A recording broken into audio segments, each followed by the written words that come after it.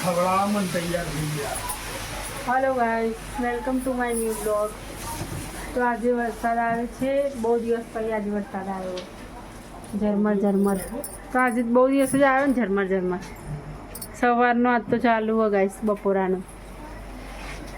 અને કે એટલે એવું જ કહેવાય, બપોર પછી જ વંધાર્યું હતું ને. અને જો કીર્તિ આજે બનાવે છે, વરસાદ આવે છે એટલે વેદ કે મારે માલપુડા ખાવા, એટલા માટે કીર્તિ માલપુડા બનાવે છે. જો ગાઈસ, ગરમા ગરમ. હા પ્રભુ, તમને આવડે ને એટલે અમારે બનાવવું પડે. જો આવી જાઓ ગરમ ગરમ માલપુડા ખાવા. તો ગાઈસ, કીર્તિ માલપુડા બનાવવા મને તો આવડતું નહીં, હે ને? આમ જોજો, કંઈ કહેવું ગાઈસ ને તમારે? એવું નહીં કરની અને વાત કરવા લખી ચાલુ આખું જગત આવડશે. ભલે જગતના પણ ખબર પડે કઈ જગ્યાએ ફસાઈ ગયા બાપુ.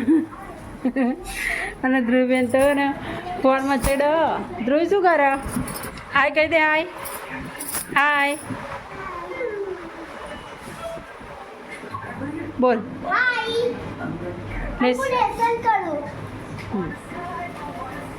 ગાઈસ, કાલે શનિવાર છે એટલે વહેલી સ્કૂલ છે એટલે અત્યારે લેસન કરાવીએ. એવું બધું ના દેખાડે ને તો બધા સબસ્ક્રાઇબ નહીં કરે.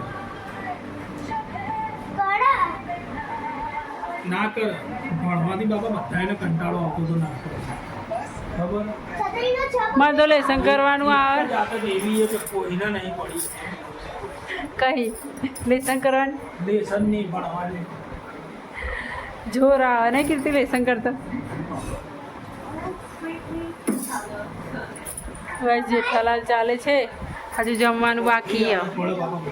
માલપુડા બની જાય એટલે ખાઈ લઈએ. આજ તો કઈ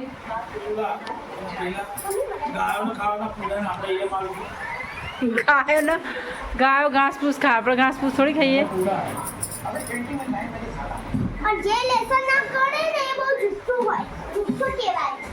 ના, સારું કહેવાય એમ. લેસન કરવું જોઈએ એમ કે, જુઠ્ઠું નહીં.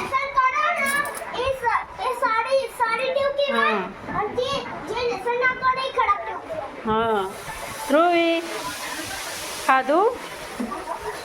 ચા પીધી? ખાવાનું બાકી હજી તો. હા કે આવી જાઓ ખાવા, કે ખાવા હેડો.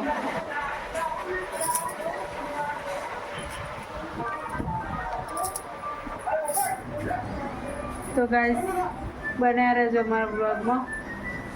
અમે ખાઈ લઈએ ગરમ ગરમ માલપુડા, પછી મળીએ. આવી જાઓ ખાવા તમે બી, ગરમા ગરમ માલપા.